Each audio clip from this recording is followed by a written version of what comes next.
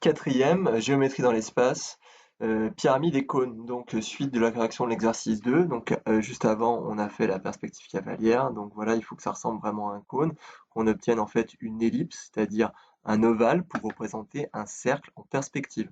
D'accord, hein? C'est une illusion d'optique. Donc on déforme notre cercle pour en faire un ovale, pour donner l'impression qu'on a un cercle et qu'on le voit un petit peu de dessus sur le côté.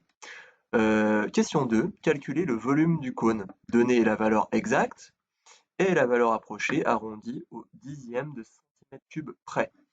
Donc si on regarde notre leçon, on a donc les formules ici. Le volume du cône, c'est V cône, volume cône égale pi r carré h le tout divisé par 3. Et donc on avait un exemple ici. On a besoin du rayon. Hein. S'il n'est pas donné, il faut le calculer en divisant le diamètre par 2. Et donc ça me fait pi fois le rayon au carré fois la hauteur, et le tout divisé par 3. La valeur exacte, elle s'affichera donc avec pi, parce que la seule valeur exacte de pi, c'est pi. Pi, c'est 3,1416, etc., etc., à l'infini. Donc on ne peut pas avoir de valeur exacte, hormis le nommer. Donc c'est le seul moyen qu'on peut l'écrire. On ne peut pas écrire, en tout cas de manière décimale, pi. Donc ça, c'est infini, sa partie décimale. Donc on n'a pas de temps à perdre à écrire une infinité de chiffres. Hein, ça prendrait l'éternité et on est un peu limité dans le temps. Et donc une valeur approchée, la calculatrice le fait très bien. Allons-y.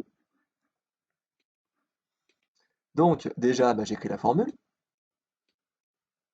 Ah, je vais aller un peu vite.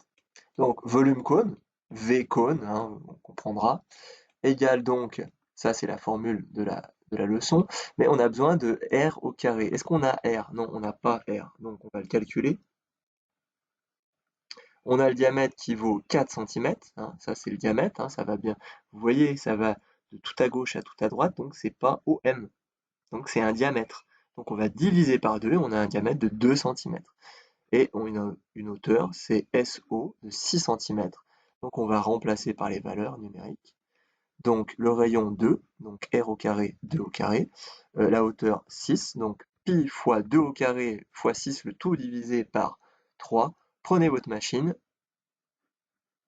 on obtient une valeur exacte dans un premier temps, donc 8 pi centimètres cubes, et une valeur, ça donne directement ça.